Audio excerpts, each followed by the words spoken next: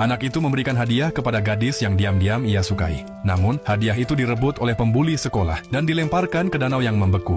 Saat anak itu berusaha mengambil bola kristal tersebut, ia terjatuh ke dalam es yang pecah. Dalam momen berbahaya itu, kekuatan super yang lama tersegel di dalam dirinya tiba-tiba bangkit. Ia langsung berpindah ke perpustakaan. Merasa kebingungan, David pulang ke rumah dengan keadaan gemetar. Ayahnya yang mabuk bersiap memarahinya lagi. Begitu sang ayah membuka pintu, David mendapati dirinya kembali berada di perpustakaan. Jejak retakan ruang waktu masih terlihat di udara.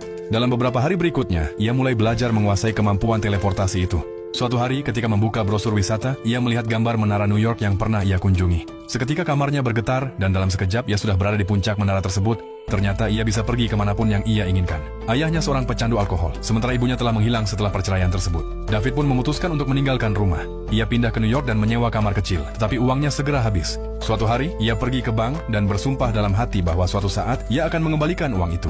Dengan sebuah alasan, ia membuat satpam membawanya masuk ke dalam bank. Ia memperhatikan dengan seksama tata letak ruang penyimpanan uang. Malam itu juga, ia membayangkan ruang tersebut dan menggunakan kekuatannya untuk membawa pulang banyak uang tunai. 5 tahun kemudian, David hidup di sebuah rumah mewah dengan koleksi mobil sport dan uang dari berbagai negara.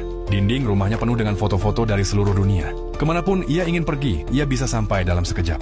Setelah berselancar, ia bisa langsung teleportasi ke puncak piramida Mesir untuk minum teh sore. Namun, saat David asik menikmati hidup duniawi, Biro Pengawas Ruang dan Waktu mulai memperhatikannya.